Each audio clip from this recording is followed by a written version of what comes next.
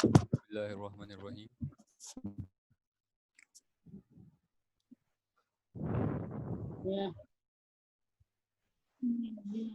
बेटा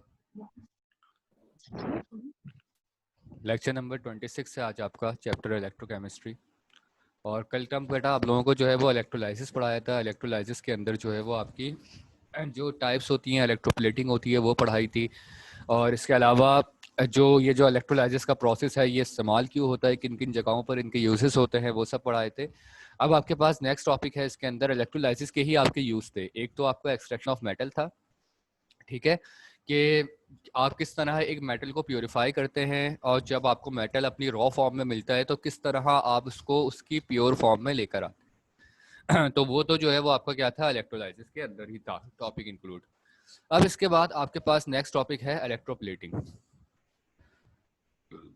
तो बेटा देखें, इलेक्ट्रोप्लेटिंग बेसिकली है क्या, कि the coating of one metal on another metal through the process of electrolysis in order to protect the baser metal from corrosion and make them more attractive is called electroplating. देखिए बेटा, एक metal को दूसरे metal के ऊपर coat करना, ठीक है, और कोट करने का मतलब है कि एक मेटल का के जो चार्जेस हैं, जो इलेक्ट्रॉन्स हैं, उनको किसी दूसरे मेटल के ऊपर चढ़ा देना, ठीक है, दूसरे मेटल को उन चार्जेस से फिल कर देना।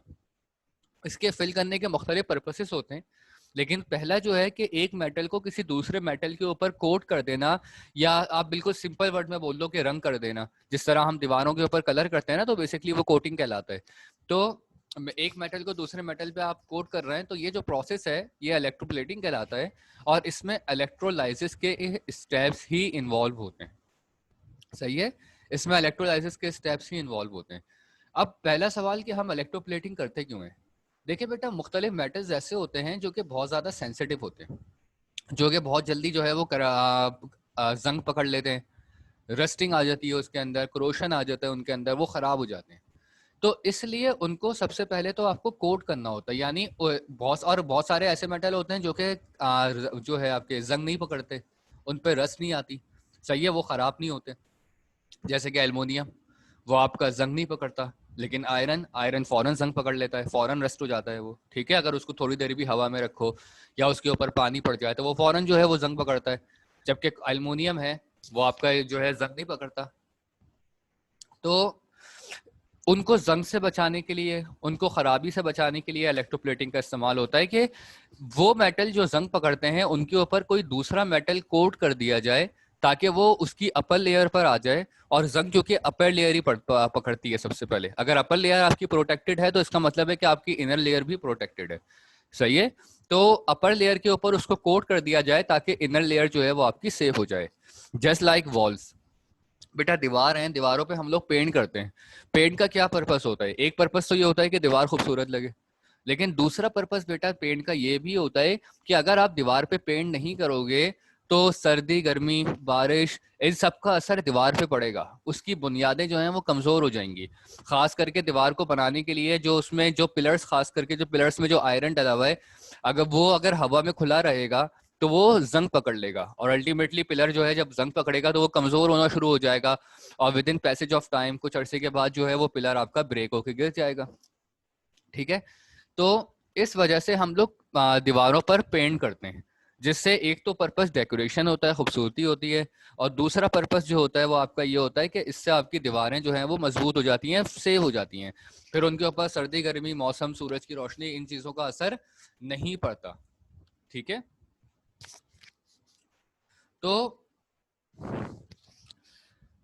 ये पर्पस है इलेक्ट्रोप्लेटिंग का। अच्छा, इसके अलावा बेटा एक पर्पस और भी होता है, कि कोई एक्सपेंसिव मेटल है जिसको आप खरीदना अफोर्ड नहीं कर सकते, ठीक है, तो आप उसके ऊपर जो है कोई चीपर मेटल पेज जो है वो कोई भी जो है, फॉर एग्जांपल एक एक्सपेंसिव मेटल है, आप उसको खरीदना अफोर्ड नहीं कर सकते, तो आप उस मेटल का पानी यानी उसके चार्जेस को किसी चीपर मेटल के ऊपर लगा देते हैं, और ताकि डेकोरेशन पर्पस के लिए आप उसका इस्तेमाल कर सको। देखो बेटा, इसकी एग्जांपल ये है कि गोल्ड, एक आपने सुना होगा प्योर गोल्ड, ठीक है, वो तो सबको पता है कि प्योर गोल्ड के जो है ज्वेलरी वगैरह बनती है। बट एक आपने सुना होगा कि गोल्ड का पानी, सही है, कि गोल्ड की पानी बने जो है वो प्योर गोल्ड नहीं होता वो बेसिकली, बल्कि गोल्ड के पानी से बनी हुई ज्वेलरी, ठीक है। वो दिखने में बिल्कुल गोल्ड जैसी होती है, उसका कलर भी गोल्ड होता है, ठीक है, उसका कलर भी गोल्डन होता है, और वो दिखने में बिल्कुल गोल्ड जैसी होती है, बट वो गोल्ड नहीं होती, वो प्योर गोल्ड नहीं होती, उसके ऊपर गोल्ड का पानी चढ़ा हुआ होता है। अब इसके मुख्तलिफ एडवांटेज हैं। पहली बात कि बेटा प्योर गोल्ड लाजमी बात है कि हर कोई अफोर्ड नहीं कर सकता, ठीक है। अगर किसी को ज्वेलरी पहनने का शौक है तो वो प्योर गोल्ड की ज्वेलरी है, उसको बहुत कॉस्टली पड़ेगी, ठीक है। दूसरा पर्पज कि आजकल के हालात में कोई भी जो है वो प्योर गोल्ड पहन के बाहर निकलना पसंद नहीं करता, सही है, छीन सकता है, लोगों की नजर में आ जाता है। तो करते क्या है लोग, स्पेशली लेडीज, कि वो गोल्ड का पानी लगी हुई ज्वेलरी इस्तेमाल कर लेती हैं। वो दिखने में गोल्ड जैसी होती है, लेकिन उसके ऊपर इलेक्ट्रोप्लेट की हुई होती है। अब होता यह है कि कोई भी वो सस्ता सा मेटल लेते हैं, चीपर मेटल जो होता है, सही है, और गोल्ड के ऊपर इलेक्ट्रिक करंट पास करके उसके चार्जेस को लॉस करवाते हैं प्योर गोल्ड में से। कुछ चार्जेस प्योर गोल्ड में से लॉस हो जाते हैं, और वो चार्जेस जो है वो जाकर उस सस्ते से मेटल के ऊपर जमा हो जाते हैं, सही है। फॉर एग्जाम्पल स्पून ले लिया, ठीक है, गोल्ड का स्पून बनाना है आपको, तो आपने स्पून ले लिया, स्पून जो अपने नॉर्मल मटेरियल का बना हुआ होता है, सही है, आमतौर पे स्टेनलेस स्टील का होता है, ठीक है। तो वो आपने स्पून ले लिया, और उसके ऊपर जो है, और दूसरी तरफ आपने प्योर गोल्ड ले लिया। अब उसके ऊपर करंट पास किया तो गोल्ड अपने चार्जेस को लॉस करेगा, और वो चार्जेस लॉस होकर अल्टीमेटली स्पून पर जमा होना स्टार्ट हो जाएंगे, सही है। वो चार्जेस आहिस्ता आहिस्ता आहिस्ता आहिस्ता वो स्पून पर जमा होते रहेंगे, और जब वो स्पून पर जमा हो जाएंगे तो एक पॉइंट आएगा कि स्पून जो है, जो पहले सिल्वर कलर का था, वो टोटली किस कलर का हो जाएगा, गोल्ड के कलर का। तो बजाहिर दिखने में वो स्पून जो है वो गोल्ड का स्पून लगेगा। तो ये चीज जो है वो इलेक्ट्रोप्लेटिंग है, ठीक है। तो इससे क्या होगा, डेकोरेशन पर्पस भी हो जाएगी, और प्योर गोल्ड से भी जो है वो इंसान सेफ हो जाएगा, ठीक है, क्योंकि प्योर गोल्ड बहुत ज्यादा इस्तेमाल नहीं किया जा सकता बिकॉज ऑफ ये इश्यूज वगैरह जो होते हैं आपके, सिक्योरिटी इश्यूज। तो ये चीज है। अब यहाँ पर इलेक्ट्रोप्लेटिंग की जो है वो जो आपके पास टाइप्स आती हैं, एक आती है निकल प्लेटिंग और एक आती है क्रोमियम प्लेटिंग। यहाँ पर मैंने सिर्फ निकल प्लेटिंग है इस नोट्स के अंदर एक्सप्लेन हुई हुई, क्रोमियम प्लेटिंग आप लोग खुद कर सकते हैं, सही है। जो निकल प्लेटिंग का प्रोसेस है सेम टू सेम वही प्रोसेस जो है वो क्रोमियम प्लेटिंग का है, बस फर्क सिर्फ इतना होगा कि निकल यानी NI जो आप यहाँ पर लिखा हुआ देख रहे हैं, NI, निखिल की जगह पर क्रोमियम आ जाएगा। और निखिल क्योंकि 2 इलेक्ट्रॉन लॉस करता है और क्रोमियम 3, तो यहाँ पर क्रोमियम की जगह पर जब निखिल की जगह आप क्रोमियम लगाएंगे तो Cr की जगह, यहाँ Ni की जगह Cr लगाकर 3 इलेक्ट्रॉन कर दिएगा, यानी कि ये प्लस प्लस प्लस 3 प्लस के चार्जेस आ जाएंगे, और यहाँ पर 2e की जगह 3e आ जाएगा। तो अभी जब मैं आपको पढ़ाऊंगा आपको और डिटेल में समझ आ जाएगा। तो यहाँ पर बेटा वही चीज यहाँ पर दी हुई है कि electroplating is a process of electrolysis which is used to coat one metal onto another. Usually the object to be electroplated is made up of cheaper or baser metals such as iron, steel. It is then coated with thick layer of more attractive, corrosion resistant and costly metal like silver, gold, chromium, etc., tin, etc. The cost of the finished product, अब देखें वही बात बेटा, ये electroplating का purpose क्या है कि एक जो है मेटल को दूसरे पर कोट करना, और आमतौर पे जिस पर कोट किया जा रहा होता है वो चीपर मेटल होता है, यानी कि सस्ता मेटल होता है, जैसे कि आयरन हो गया, स्टील हो गया, या आपके चीप मेटल है, सस्ते मेटल हैं। और कोट आमतौर पे, और जिन मेटल से कोट की जा रही होती है चीज, वो मेटल आमतौर पे एक्सपेंसिव मेटल होते हैं, जस्ट लाइक गोल्ड हो गया, निकेल हो गया, क्रोमियम हो गया, ये आपके एक्सपेंसिव मेटल है। तो अच्छा, वो मेटल जिनके ऊपर अब कोट हो गया, जिसके ऊपर कोटिंग हो गई, अल्टीमेटली उस मेटल की प्राइस जो होती है वो हाई हो जाती है, सही है। जाहिर सी बात है, एक आयरन की रॉड है, सिंपल, उस रॉड की प्राइस सस्ती होगी, सही है, जो आयरन की रेट होते हैं, सही है, 100-150 रुपए किलो के हिसाब से मिलता है। तो अगर वो जो रॉड है, अगर फॉर एग्जाम्पल 1000 की रॉड है, अब अगर आपने उसके ऊपर गोल्ड का पानी चढ़ा दिया, सही है, अब आपने उसके ऊपर गोल्ड का पानी चढ़ा दिया, तो उससे क्या होगा कि वो पूरी रॉड जो है वो गोल्डन कलर की हो जाएगी, और अल्टीमेटली उसकी प्राइस जो होंगे वो हाई हो जाएंगे। अब पहले वो 1000 की थी, मे बी पॉसिबल अब वो 5000 की हो जाए, 6000 की हो जाए। तो इससे होता ये है कि जो आपका चीपर मेटल होता है उसकी भी अल्टीमेटली जो है वो इंपॉर्टेंस बढ़ जाती है इलेक्ट्रोप्लेटिंग के जरिए से। तो ये है बेटा आपकी इलेक्ट्रोप्लेटिंग। अब नेक्स्ट है आप लोगों का निकल प्लेटिंग। कि इलेक्ट्रोप्लेटिंग बेसिकली होती कैसे है, और इसके लिए जो है वो उन्होंने निकेल प्लेटिंग की एग्जांपल दी हुई है कि हम निकेल को एक सिंपल मेटल के ऊपर कोट करेंगे, क्योंकि निकेल एक एक्सपेंसिव मेटल है। तो निकेल आपका एक एक्सपेंसिव मेटल है, तो हम उसको एक सिंपल मेटल के ऊपर कोट करेंगे। A cell is used for electroplating of nickel. A piece of pure metal is the anode and the spoon or any object to be plated is cathode. देखिए बेटा, इलेक्ट्रोलाइसिस का diagram, electrolysis का structure अगर आपके जहन में हो तो आप देख सकते हो, वरना अगर जिसके पास बुक है वो अभी भी अपनी बुक खोलकर देख सकता है चैप्टर नंबर 8 के अंदर, के निकल प्लेटिंग के अंदर डायग्राम कैसी बनी हुई है। बेसिकली बेटा एक बीकर होता है, एक जार होगा, एक बीकर होगा, सही है, उसमें डायग्राम में बीकर बना हुआ है। तो बीकर के दोनों तरफ जो है वो आपने अपने इलेक्ट्रोड प्लेट्स लगा ली। अच्छा, इलेक्ट्रोड प्लेट अब इसमें वो नॉर्मल वाली प्लेट नहीं होंगी, बल्कि क्या होगा कि एक तरफ जो है वो निकेल की रॉड होगी, सही है, इलेक्ट्रोड के तौर पर, जो कि एज अ एनोड बिहेव करेगी।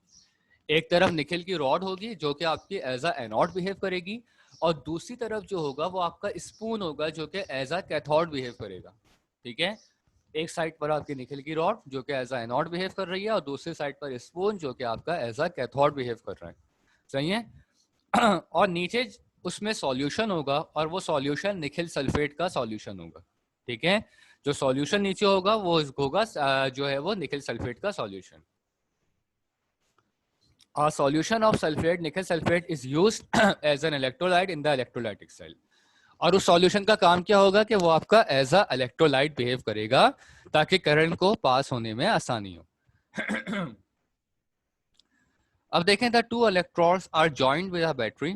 दोनों इलेक्ट्रोड जो हैं वो एक बैटरी के साथ कनेक्टेड होंगी। On passing the electric current, the anode, which is nickel, dissolves in the electrolyte solution, forming Ni2 plus ions by the laws of electron. अब देखें होगा ये बेटा कि ये दोनों बैटरीज हैं, उनमें जो है वो वायर जा रहा होगा, वो वायर अल्टीमेटली जाकर जो है वो आपके एक बैटरी सोर्स के साथ कनेक्ट हो जाएगा। अब उसके बाद आप इलेक्ट्रिक करंट पास करना स्टार्ट करेंगे, तो आप देखेंगे बेटा कि जैसे ही आप इलेक्ट्रिक करंट पास करेंगे तो निकेल की जो रॉड है वो अपने इलेक्ट्रॉन्स को लॉस करना शुरू करेगी, क्योंकि इलेक्ट्रोलाइसिस में यही होता है कि जो है एलिमेंट्स अपने इलेक्ट्रॉन लॉस करते हैं। तो निकेल की जो रॉड है वो अपने 2 इलेक्ट्रॉन लॉस करेगी, क्योंकि निकेल के आउटर मोस्ट शेल में 2 इलेक्ट्रॉन एक्स्ट्रा होते हैं, सही है। और ये भी आपको बताया था कि जितने भी मेटल होते हैं वो सारे इलेक्ट्रो पॉजिटिव होते हैं, यानी वो लाजमी अपने इलेक्ट्रॉन लॉस करते हैं, उनमें से कोई भी गेन नहीं करता। तो निकेल जो है वो भी क्योंकि मेटल है तो वो भी इलेक्ट्रो पॉजिटिव है, वो अपने 2 इलेक्ट्रॉन को लॉस करेगा, और वो दोनों इलेक्ट्रॉन अल्टीमेटली मूव होंगे, और मूव होकर जो कैथोड का आपका स्पून है वहां पर जमा होना स्टार्ट हो जाएंगे, सही है। वो 2 इलेक्ट्रॉन लॉस होकर कैथोड के स्पून के ऊपर जमा होना शुरू हो जाएंगे, जो स्पून आपका कैथोड है, और स्पून आपका वो नॉर्मल स्पून है जो आपका स्टील वगैरह से बना हुआ होता है, उस पर जो है वो जमा होना शुरू हो जाएंगे। अच्छा, from the solution move towards the cathode where the gain electron and are reduced to Ni metal on the surface of spoon, और लिहाजा वो जो है वो उसके बाद स्पून के सरफेस पे जमा होकर न्यूट्रलाइज हो जाएंगे, क्योंकि 2 पॉजिटिव स्पून के 2 नेगेटिव इफेक्ट से कैंसिल हो जाएंगे, और इस तरीके से जो है वो निकेल आपका स्टेबल हो जाएगा, वो अपने 2 इलेक्ट्रॉन को लॉस करके जो आपका स्पून है वो उन 2 इलेक्ट्रॉन्स को जो है अपने ऊपर एब्जॉर्ब कर लेगा। ठीक है, और स्पून के ऊपर जाकर वो 2 इलेक्ट्रॉन जो स्पून के ऊपर जाएंगे, वो स्पून में जो भी फ्री इलेक्ट्रॉन होंगे, नेगेटिव इलेक्ट्रॉन, वो स्पून उन 2 इलेक्ट्रॉन्स को गेन करके खुद जो है वो न्यूट्रलाइज हो जाएगा। और इससे होगा क्या अल्टीमेटली कि निकेल जो है यहाँ पर ये नेट रिएक्शन में कि निकेल यहाँ एनोड से निकला, यहाँ पर भी निकेल स्टेबल हो गया और कैथोड पे जाकर भी स्टेबल हो गया, क्योंकि 2 इलेक्ट्रॉन जो हैं वो कैथोड के जो नेगेटिव इलेक्ट्रॉन्स हैं उनसे उन्होंने रिएक्शन कर लिया।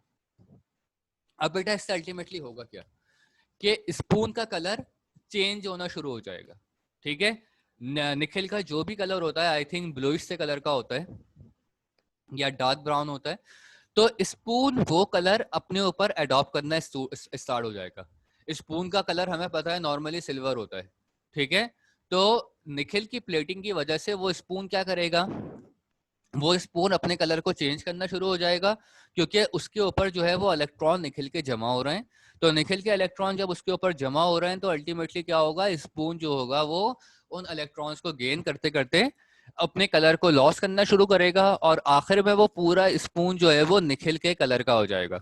जो कलर निखिल का था वही कलर जो है वो उस स्पून का हो जाएगा। ठीक है, और तो वो बाहिर में दिखने में वो स्पून जो है वो क्या लगेगा, निखिल से बना हुआ स्पून लगेगा, बट वो निखिल से बना हुआ नहीं होगा, बल्कि उस पर निखिल की सिर्फ प्लेटिंग होगी, उसके ऊपर निखिल की सिर्फ प्लेटिंग होगी। The net reaction is simply the transfer of nickel through NiSO4 solution towards the cathode, that is a spoon, and get it coated with Ni metal on the surface. The sum of reduction and oxidation is, तो बेटा वही है कि जो net reaction है वो basically transfer of निकल है फ्रॉम निकल सल्फेट सॉल्यूशन, और उसके बाद जो है वो निकल यहाँ पर एनोड पे भी स्टेबल हो गया है और कैथोड के ऊपर भी स्टेबल हो गया है। तो ये पूरा प्रोसेस है निकल प्लेटिंग का। और बेटा सेम प्रोसेस जो है वो क्रोमियम प्लेटिंग के लिए भी इस्तेमाल होता है। ठीक है, जो निकल प्लेटिंग का प्रोसेस है सेम वही प्रोसीजर जो है वो क्रोमियम प्लेटिंग का भी है, बट फर्क सिर्फ इतना है कि आप लोग निकल की जगह एक जगह पर जो है वो क्रोमियम की रॉड रखेंगे, दूसरी जगह जो है आप अपना स्पून रखेंगे, स्पून सेम रहेगा दोनों में, और उसके बाद नीचे जो सॉल्यूशन होगा वो निकल सल्फेट के बजाय क्रोमियम सल्फेट का सॉल्यूशन होगा, क्योंकि बेटा जिस मेटल की कोटिंग करनी हो उसी मेटल का सॉल्यूशन रखा जाता है। ठीक है, निकल की करनी है तो निकल सल्फेट, क्रोमियम की करनी है तो क्रोमियम सल्फेट। तो क्रोमियम जो है वो वहां पर जाकर जो स्पून पे जमा होना शुरू होगा। बस फर्क सिर्फ इतना है कि निकल के आउटर मोस्ट शेल में 2 इलेक्ट्रॉन होते हैं, तो निकल अपने 2 इलेक्ट्रॉन लॉस करेगा। ठीक है, और उसके ऊपर 2 पॉजिटिव चार्ज आएंगे, 2 पॉजिटिव चार्जेस, जैसे कि यहाँ पर आया हुआ है। और क्रोमियम के आउटर मोस्ट शेल में 3 इलेक्ट्रॉन होते हैं, तो क्रोमियम अपने 3 इलेक्ट्रॉन लॉस करेगा, क्रोमियम जो है वो अपने 3 इलेक्ट्रॉन लॉस करेगा, और क्रोमियम के ऊपर जो है वो 3 पॉजिटिव चार्जेस आएंगे। तो बेटा ये पूरा प्रोसेस है इसका। अच्छा, एक बात और जहन में रखिएगा कि इलेक्ट्रोप्लेटिंग हमेशा हमेशा जो है वो 2 मेटल्स के दरमियान में होती है। सही है, ऐसा नहीं कर सकते आप कि एक मेटल और एक नॉन मेटल, यानी अगर आप जो है वो निकल का पानी या निकल के चार्जेस को किसी प्लास्टिक पे चढ़ाने की कोशिश नहीं कर सकते, किसी रबड़ के ऊपर नहीं कर सकते, हमेशा मेटल होना चाहिए।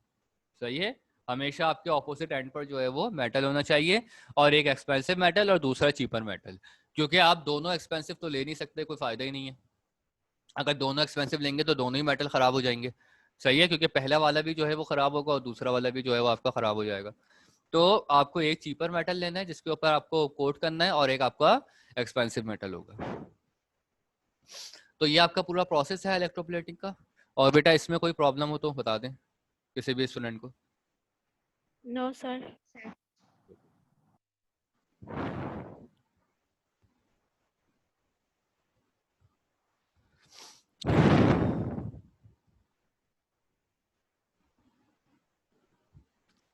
अच्छा, अब आपके पास नेक्स्ट टॉपिक है बेटा electrochemical cell. The cell which is used to convert chemical energy into electrical energy or vice versa is called electrochemical cell. बेटा वो सेल जो किसी भी केमिकल एनर्जी को इलेक्ट्रिकल एनर्जी में कन्वर्ट करने के लिए होता है, उसको हम कहते हैं इलेक्ट्रोकेमिकल सेल। सही है, अब देखें बेटा इलेक्ट्रोकेमिकल सेल बेसिकली है क्या। अब देखें ये बिल्कुल आम सेल होते हैं, कोई स्पेशल सेल नहीं होते जो आप लोग घरों में इस्तेमाल करते हैं ना, घड़ियों में लगते हैं, रिमोट में लगते हैं, टीवी के, वो सारे सेल, ये सारे इलेक्ट्रोकेमिकल सेल ही हैं। ठीक है, और इनका काम क्या होता है कि इनके अंदर केमिकल्स होते हैं, मुख्तलिफ किस्म के कंपाउंड्स होते हैं, एलिमेंट्स होते हैं, मैग्नीशियम होगा, सल्फ्यूरिक एसिड होगा, ठीक है, वैक्स होगी, और ये जो केमिकल्स हैं ये सारे आपस में रिएक्शन करते हैं और अपनी केमिकल एनर्जी को कन्वर्ट किसके अंदर कर देते हैं, इलेक्ट्रिकल एनर्जी के अंदर। सही है, ये सारे आपस में रिएक्शन करके अपनी केमिकल एनर्जी को अपनी इलेक्ट्रिकल एनर्जी में कन्वर्ट कर देते हैं। तो ये सारे आपके इलेक्ट्रोकेमिकल सेल्स हैं। इसी में जो है बेटा आपका आता है गैल्वेनिक और voltaic cell. An electrochemical cell which convert chemical energy into electrical energy is called galvanic और वोल्टिक सेल। सही है, देखिए बेटा वही बात है, क्या इलेक्ट्रोकेमिकल सेल बोले या गैल्वेनिक या वोल्टिक सेल बोले, ये वही सेल है जो आपकी केमिकल एनर्जी को इलेक्ट्रिकल एनर्जी में कन्वर्ट करता है। और इसी में जो मोस्ट कॉमनली यूज सेल है जो कि सबसे ज्यादा इस्तेमाल होता है वो है डैनियल सेल। बेटा डैनियल सेल वही सेल है जो हमारे घरों में इस्तेमाल होता है। सही है, डैनियल सेल बिल्कुल वही सेल है जो हमारे घरों में इस्तेमाल होता है। Daniell cell is the simplest of the galvanic or voltaic cell which is used to convert chemical energy into electrical energy spontaneously। तो ये सबसे सिंपल जो है वो गैल्वानिक या वोल्टेक सेल है जो कि आपकी केमिकल को इलेक्ट्रिकल में कन्वर्ट करने के लिए इस्तेमाल होता है। अब इसका बेटा स्ट्रक्चर क्या होता है, देखें बाहरी देखने में तो स्ट्रक्चर हम सबको पता है, लंबा सा होता है, ठीक है। एक तरफ उसका जो है वो उभरा हुआ एंड होता है, दूसरी तरफ जो है वो फ्लैट सरफेस होती है। फ्लैट सरफेस को हम स्प्रिंग के साथ अटैच करते हैं, जो उभरा हुआ एंड होता है उसको आप रिमोट के दूसरी साइड पे अटैच करते हैं। तो स्ट्रक्चर बाहर दिखने में तो सेम है, जो है हम सबको पता है कैसा होता है किसी भी सेल का। अब असल चीज है कि वो कंस्ट्रक्शन वाइज कैसा होता है, ठीक है। Daniell cell consist of 2 half cells. Daniell cell में बेटा 2 हाफ सेल्स होते हैं। 1 half cell is zinc rod dipped in 1 metre solution of zinc sulphate. देखिए बेटा सेल का आधा हिस्सा जो है वो जिंक रॉड से बना हुआ होता है, ठीक है। और वो जिंक रॉड जो होती है वो जिंक सल्फेट सॉल्यूशन के साथ डिप्ड होती है, ठीक है। और सेल के अंदर ही जिंक सल्फेट का सॉल्यूशन होता है। And the other half cell is copper rod dipped in 1 metre copper sulphate solution. और बाकी आधी जो है, आधा सेल जो होता है वो कॉपर रॉड से बना हुआ होता है बाकी आधा सेल जो है वो आपका कॉपर रॉड से बना हुआ होता है, और वो भी जो है वो 1 मोलैरिटी कॉपर सल्फेट सॉल्यूशन के साथ जो है वो डिप होती है। तो बेटा एक सेल के अंदर ये दोनों किस्म के सॉल्यूशन आपको मिल जाएंगे, जिंक सल्फेट का भी और कॉपर सल्फेट का भी। और इसी वजह से जब आप कोई न्यू सेल को तोड़ोगे ना तो उसमें से आपको लिक्विड निकलता हुआ नजर आएगा। एक न्यू सेल को अगर आप तोड़ोगे तो उसमें से आपको जो है वो लिक्विड निकलता हुआ नजर आएगा। सही है, वो बेसिकली यही सॉल्यूशंस होते हैं, ठीक है। सल्फ्यूरिक एसिड का सॉल्यूशन, जिंक सल्फेट का और कॉपर सल्फेट का सॉल्यूशन। हाँ, अगर पुराने सेल को आप तोड़ते हो तो उसमें से नजर नहीं आएगा क्योंकि उसके जो है वो सारे चार्जेस लॉस हो चुके होते हैं, और फिर वो करंट जो है वो उसके अंदर मजीद सॉल्यूशन बचता नहीं है, तभी तो वो सेल फ्यूज होता है, ठीक है, क्योंकि उसके अंदर सॉल्यूशन बाकी नहीं बचता। तो दो चीजें हो गई, जिंक रॉड आपकी जिंक सल्फेट में डिप है और कॉपर रॉड आपकी कॉपर सल्फेट में डिप है। The 2 half cells are connected together to form a complete cell. अब ये दोनों सेल क्या होते हैं, आपस में कंबाइन हो जाते हैं, ठीक है। जैसे ही आपस में कंबाइन हुए तो ये अपने आप को एक पूरा सेल बना देते हैं। The 2 half cell or single electrons are connected together to form a complete cell. The 2 half cells are separate from each other by porous portion or salt bridge. अब देखिए बेटा दोनों सेल्स जो हैं वो अलग अलग सेपरेट होते हैं with the help of salt bridge की मदद से।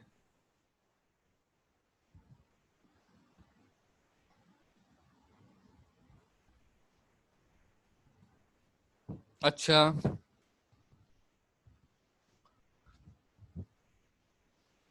अब प्रोसेस क्या है बेटा इसका,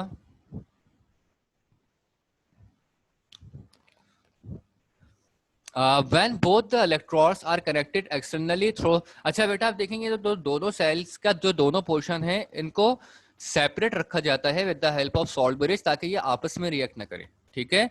तो सॉल्ट ब्रिज का काम ये होता है कि एक तो इनके चार्जेस जब करंट पास हो रहा हो तो एक दूसरे के साथ फ्लो ना करें, ठीक है, और दूसरा ये एक दूसरे से सेपरेट हो ताकि इनके चार्जेस आपस में फ्लो करते वक्त टकराए ना, ठीक है।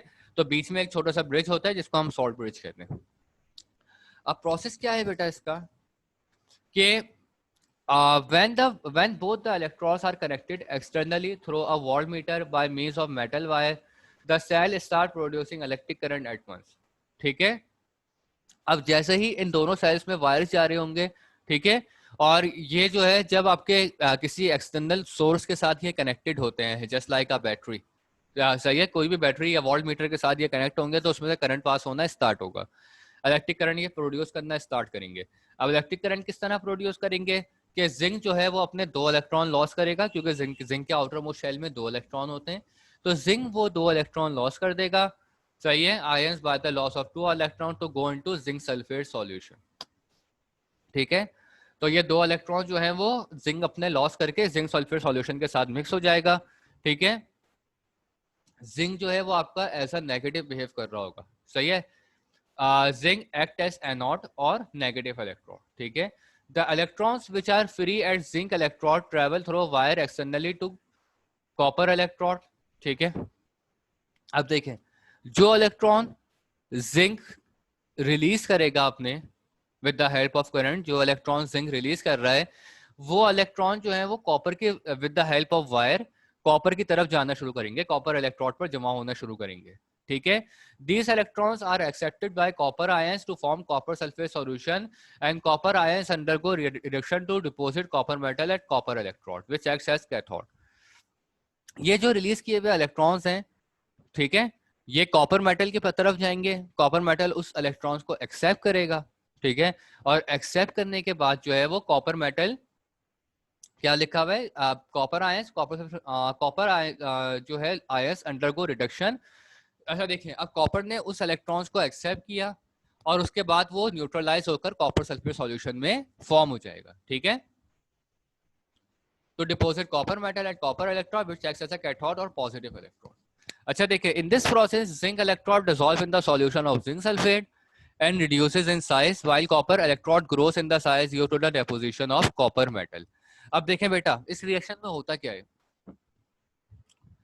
कि जिंक इलेक्ट्रॉन जो है वो जिंक जो है बेसिकली वो अपने इलेक्ट्रॉन को लॉस कर रहे हैं, वो इलेक्ट्रॉन जो है वो जिंक सल्फेट सॉल्यूशन में डिसॉल्व हो रहे हैं. ठीक है, और उसके बाद वो कॉपर की तरफ ट्रेवल कर रहे हैं, तो अल्टीमेटली जिंक का साइज जो होगा वो छोटा हो जाएगा.